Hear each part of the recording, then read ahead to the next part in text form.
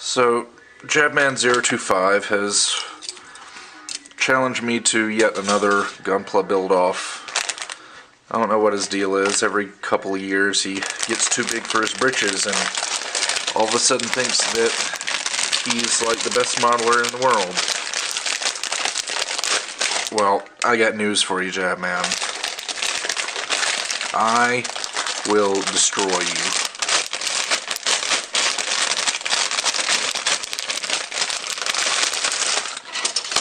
You have not even seen a Beargguy until you see the one that I am going to cook up. You wanted your confirmation of an unbuilt Beargguy. Here it is. Unbuilt, straight from Hobby Lane, Japan. Chose the GPB version simply because it's the best Beargguy. I don't know why anybody would bother going with the Build Fighters version. Anyway, this is the kit I will be using to humiliate you and make you feel like a complete and utter failure at life and love and Gunpla and everything in general. So, all I have to do is whip a little something up, maybe put at least a little bit of effort into it, and should be able to beat him no problem. I bet you were expecting a full-fledged work-in-progress video series. No.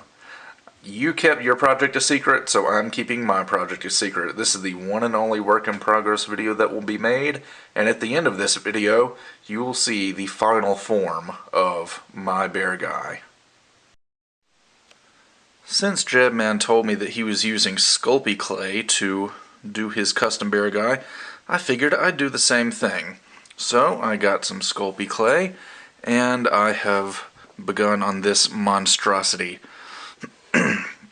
Now, I wanted to make a Beargguy that would strike fear and terror into Jabman's heart. So, what better way than to make an enormous, hideous monstrosity Beargguy?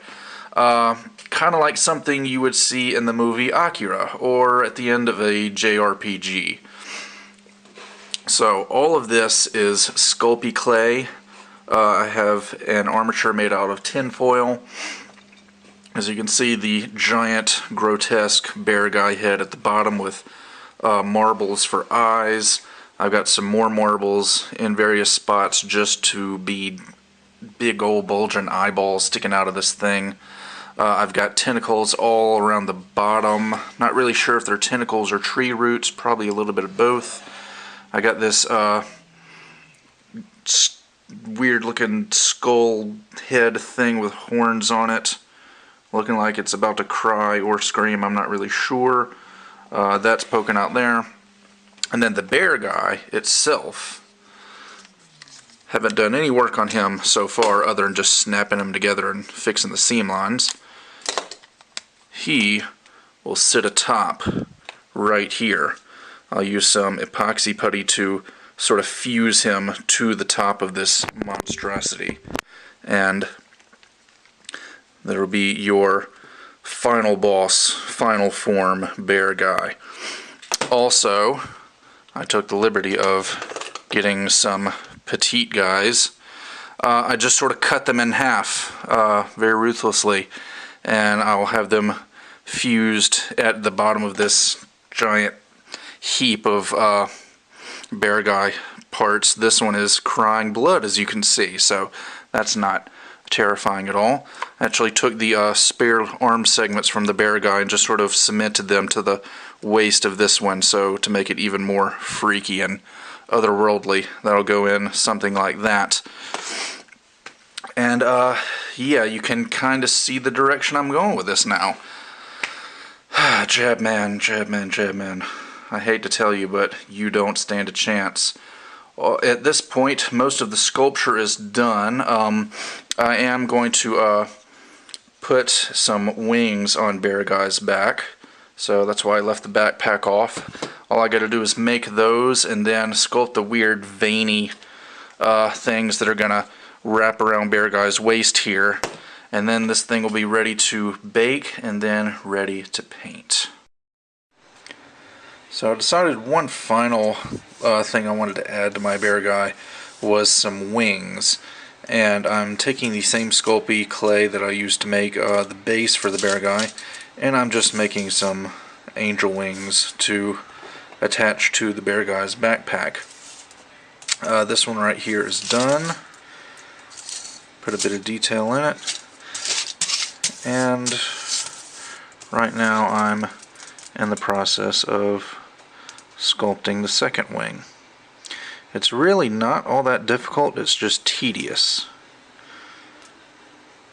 They went together pretty easy, and now it's just a matter of putting in this detail to make them look more visually interesting.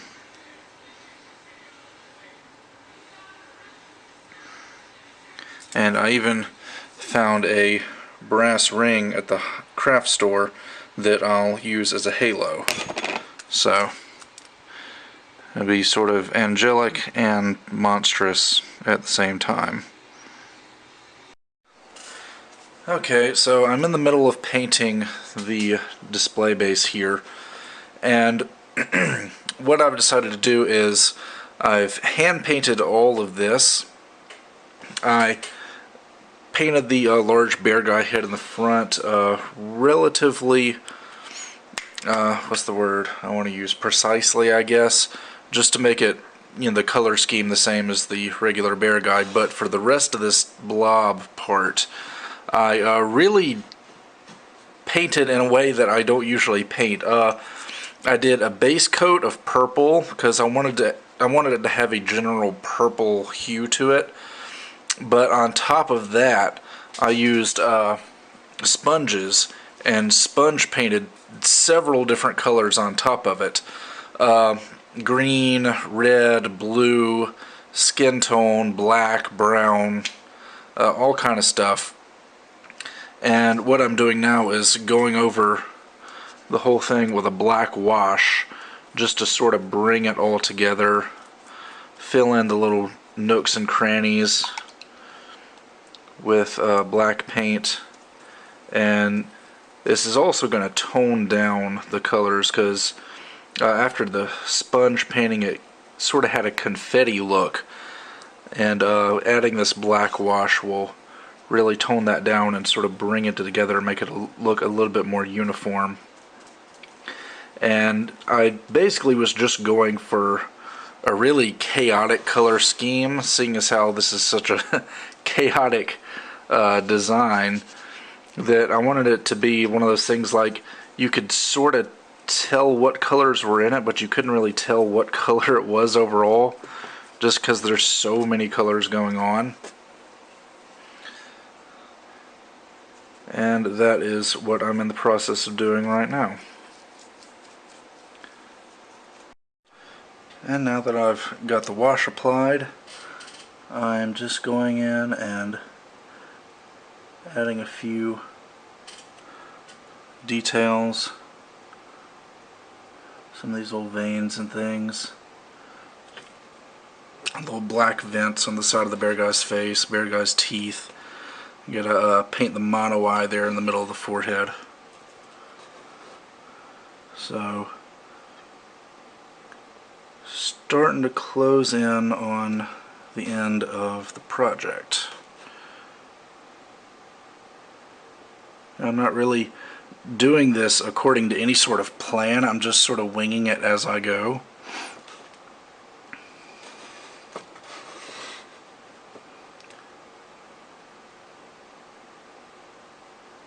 And if you're worried about this little wooden base down here, I just left the monster Beargguy thing on there to paint, and then after I get it finished, I'm going to paint this over in black, so that'll be nice and neat once the kit is completed.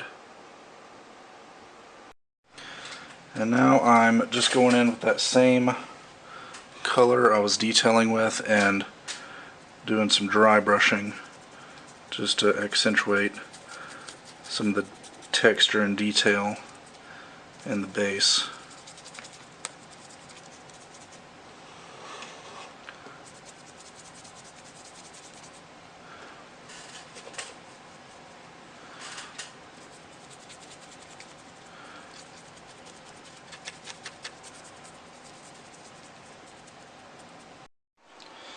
Alright, everything is done.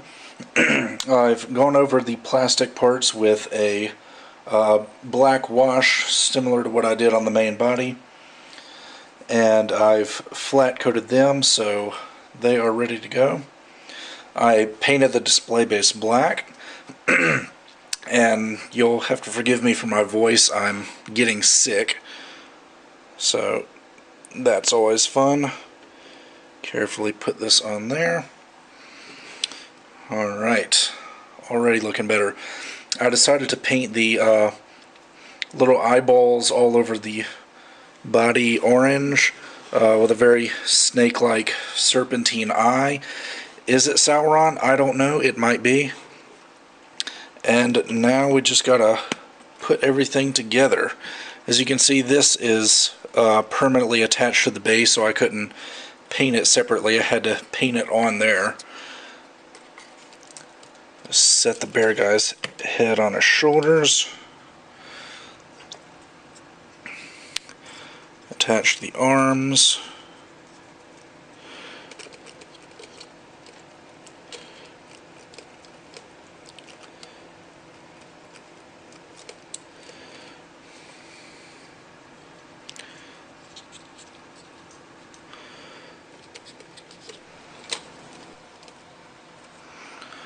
Okay, now for the backpack.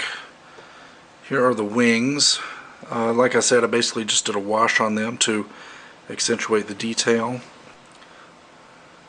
I think they turned out pretty darn good.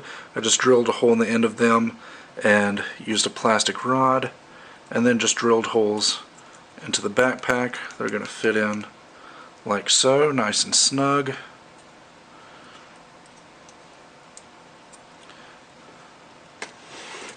Oops.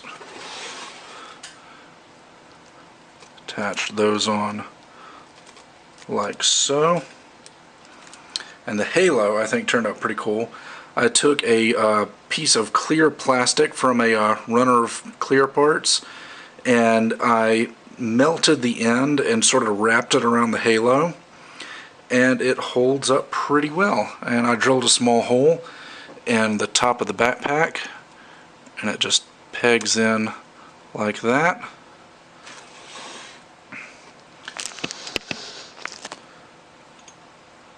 Adjust it a little bit.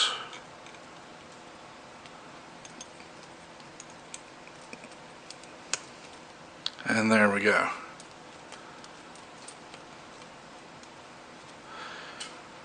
Last but not least, the pink petit'gguy plugs in, oops, right here. And there we go. And one last finishing touch is a clear pink lens for the mono eye. And there it is. It's complete. Witness your destruction, Jabman. This is the Beargguy that will put you to shame and make you wish you had never even attempted this challenge in the first place.